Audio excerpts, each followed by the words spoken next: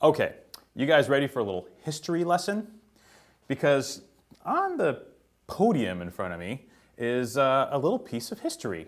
This is wine history right here. Even though it may not look like it from the outside. I mean, maybe a lot of you haven't heard of Vine Hill Winery, understandably so, but in this bottle is history. So let's begin, shall we, class? Starting in the 1860s, the two Jarvis brothers founded a vineyard in the Santa Cruz Mountains area. Just over by, you maybe heard of Ridge Vineyards, and there's a couple of the really famous producers in that area.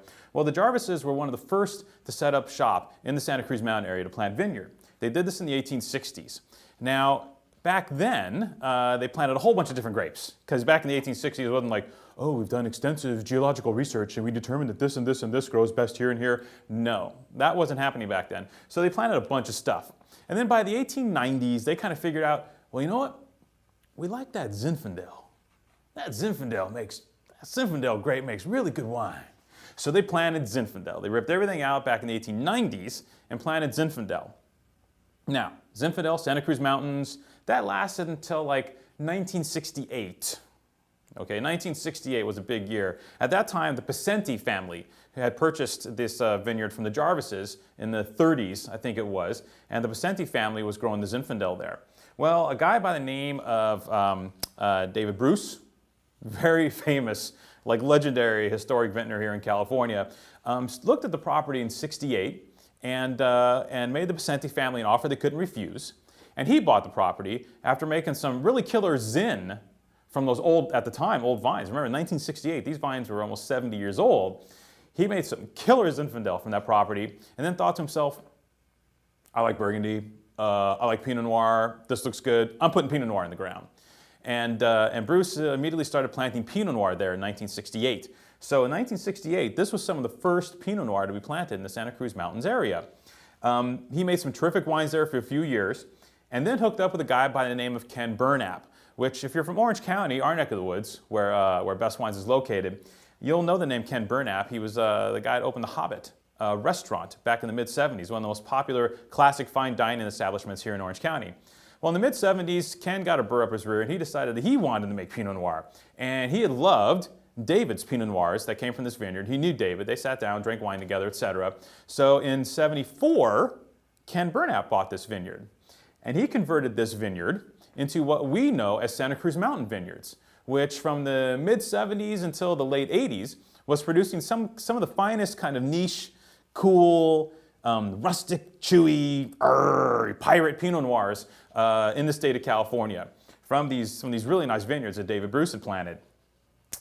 Now, he did that for a while, and the wines, occasionally there'd be a really good one. Guys like Jerry Mead, old wine critics were like, dude, these Pinots, great. Although they didn't say it that way because it was Jerry Mead, so he's probably like, oh, this Pinot is rather fine, a bit coarse and rustic. No, that sounds like Michael Broadman, but you get the picture. He was a critic and he really dug it. Boom. 1975, he does that for a while, and then all of a sudden we get to, let's flash forward, 2005, in 2004 actually. In 2004, Burnap decides he's getting out of the game. After 30 years, he's like, okay, boom, out. Okay. What you have is this wonderful vineyard patch that for a century, over a century, have been producing really great grapes, be it Zinfandel, be it Pinot Noir, be it Riesling, whatever was there, worked. And then a group of investors came in and bought the property from Ken, and they gutted the whole place because the vines, it turned out they were diseased, so these 30-year-old vineyards were diseased. They ripped them out in 2004 and replanted the vineyard to all the new bling clones. So in 2005, we planted, all the fancy what they call Dijon clones, these upscale clones of 777 and 667 and all these numbers that to the layperson don't mean a lot, but the Pinot Noir lovers are very important numbers because they're the classic clones from the best vineyard cuttings from Burgundy in France. The new folks, the new owners, I think group of dozen or so folks, rechristened the winery Vine Hill Winery based on the old Vine Hill name of the property back in the 1800s and hired a great winemaker, Sal Godinez from Saintsbury, to come in and make the product.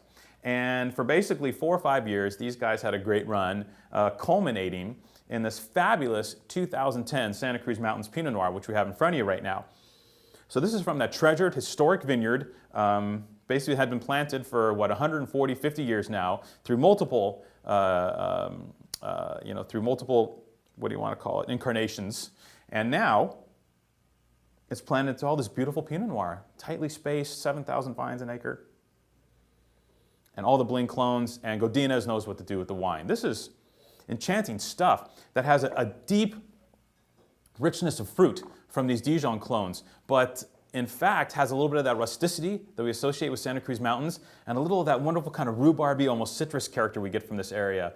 What it is an engaging, complex bottle of Pinot Noir, one of the most engaging bottles of Pinot Noir we've come across for the price. And now we'll get to the price. Basically, what happened with Vine Hill is this group of investors could not sustain the winery, and in 2012 they shut their doors. Well, what to do? All this great wine, probably some of the best wine ever to have been produced from this historic property, sitting there in the warehouses, and us at Napa Direct, Best Wines, we made an offer they couldn't refuse on a big chunk of some of this fabulous stock. So what we have here is with the 2010 Santa Cruz Mountains Pinot Noir. This wine carried a retail of around $30 on their website before they closed their doors. So you're getting $30 single vineyard Santa Cruz Mountain Pinot Noir, boutique, limited production wine, handcrafted, perfectly managed vineyards, best of everything in the cellar. $30 Pinot Noir, we're giving it to you on purchase of a case or more for less than $17 a bottle. And, of course, 6 bottles or more, we ship it for free. So what an amazing deal. Stunning Pinot Noir for the money. You need this.